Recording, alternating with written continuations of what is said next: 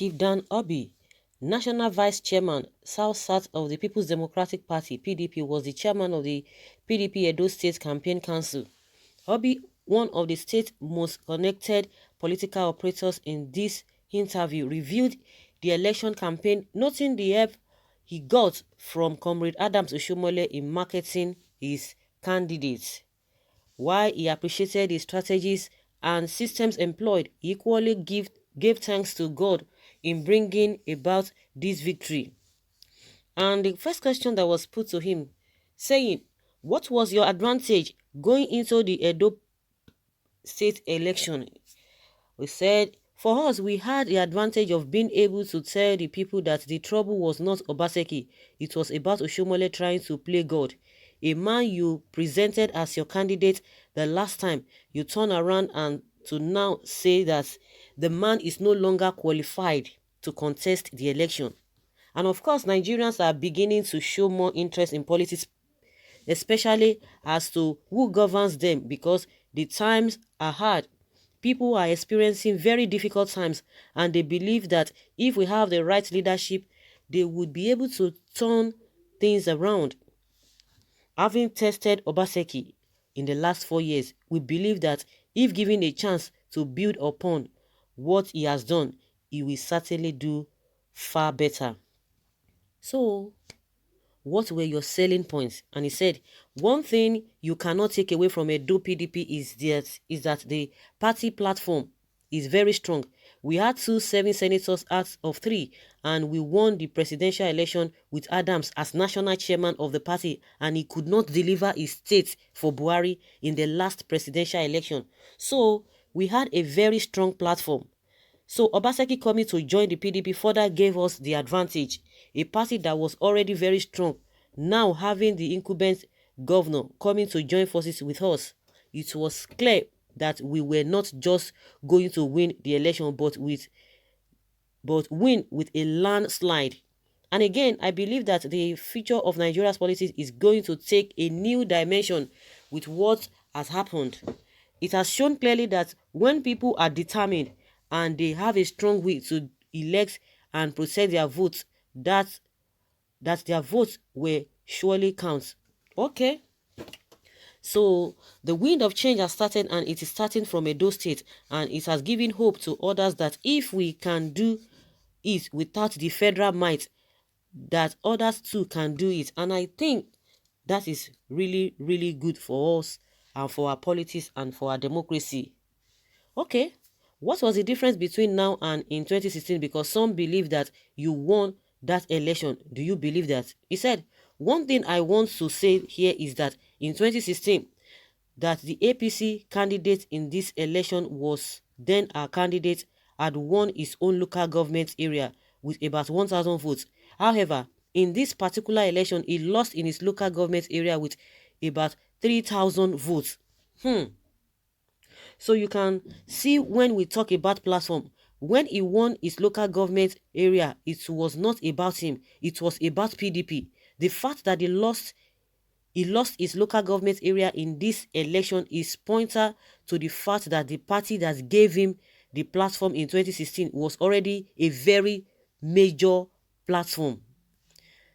Some saw this election as a battle of wits between you and Comrade Oshiomole'S. Did you see it in that light? And he said, it was not just about me. I think it was the resolve of Edo people to free themselves from one man who would say something today and say something different the next day, wear khaki during the daytime and put on the best dress that money can buy in the night.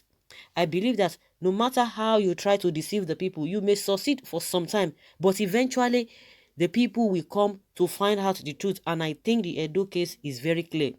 When Oshiomole'S came to power, there was so much expectation. He commanded a lot of street support from those who probably did not see some of those things which some of us saw very early when he came into the political stage in Edo State. But after these years, a lot of people started seeing what some of us saw. So I think it was more of the resolve of the people to resist one man who initially came with the impression that he was ought to fight godfathers, and they saw the political uh, metamorphosis of a comrade into a godfather, and they said, no, this was the impression you gave us when you were coming about fighting godfatherism. They never knew that that journey was to terminate in your first wanting to emerge as a godfather, and it was so vigorously resisted by the people. So you were a strong associate of the late Chief Tony Aneni. What do you think would have been his thoughts on these elections?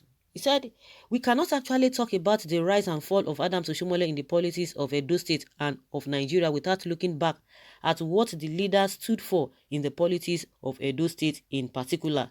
In the years of Oshomole's governorship, when he constantly rained abuses on him, he never for one day replied. He kept telling me, Dan, don't worry. By the time Oshomole is going to fall, a lot of people will not believe it. But I already see that it will not go too far. Today, while a lot of people are celebrating the victory, I make bold to say that for the years that the party was in opposition, there was a man who stood firm and with a strong belief that it was a question of time that the party would reclaim power in Edo State, and that man was Chief Aneni. My only regret is that he did not live to see the day we won back our state, and I believe that he will be very pleased wherever he is, seeing the party coming back to power. Coming back to power. That's a good one. It was a crushing defeat for Oshomole and all he stood for in the politics of Edo State. Without Oshomole, do you think Ezeyamu would have done better? He said, I want to recall what I said in an interview where I said that Oshomole has done more damage than good to Ezeyamu's campaign. I would rather leave it at that. For the first time in the governorship campaign of our state, we had the man who was leading the campaign of our opponent campaigning at the same time for our candidate based on all the nice things he said about Obaseki when he campaigned for him, and all the bad things he said about Ezeyamu when he campaigned against him. Apart from leading the campaign for the re-election of Godwin Obaseki, I can say frankly that Oshomole complimented, well, my efforts by all those things he said about Obaseki and the things he said about Ezeyamu. But some had projected that the victory margin would even be more. What happened? We fought against a lot of forces. We have a lot of people who have federal appointments from Edo State. Edo State has 2 federal ministers and a whole lot of people whose appointments were influenced by Adams Oshomole were also fighting the PDP at the election. And again, you have this army of federal appointment hopefuls, those who were hoping that if they did well in the election that they would be considered for appointment. We also had a minister, Festus Keyamu, coming to Edo State with his ministry, NDE, giving market women, giving 10,000 naira, being shared by the wife of the APC candidate. You can imagine Festus Keyamu coming to Edo State to share money with his ministry, giving market women 10,000 naira with a by the wife of the Edo APC candidate, which Ezeyamu's wife. You see them, even when the money people collected the money. No wonder this man was singing. Melaye, that the dollar they brought, went into the bush. The people collected their money, and that's it. You see how these people are behaving, or what you could not do before election. Now after the election, now if really they are sincere, let them bring the money to Edo State. That was the same thing. The same thing this man did. The vice president, they were telling us that it was a money trader money. Now tell them to come to Edo State now. Let them begin to go to other states, or even those who are not even preparing for election. If they are really sincere, you see their life. You see their life. But one thing again I really want to say is that even this Danobi, of course, there's some truth in what he said, but generally that is how you politicians do. Because if Obaseki had not come to your party, you were against him before he came to your party. But as soon as he came to your party, the narratives change. Coming again to the relative Aneni, can they even boldly say that, oh yes, while he was in the PDP, while he was alive, that they enjoyed him, the PDP, they enjoyed him, or the state enjoyed him. That is a question for everyone for us to answer. One thing I believe is that posterity will judge, irrespective of what you did, what you do, what you did, or what you are doing. Posterity will definitely judge, because, oh, it is okay for you today, but when it swings to the other side, you begin to change man. That is what we have found ourselves. This country is not based on truth. It's not based on genuinity. It's based on force and a lot of propaganda. And that's why we are not moving forward. People that will see black and they will call it red because it's favoring them.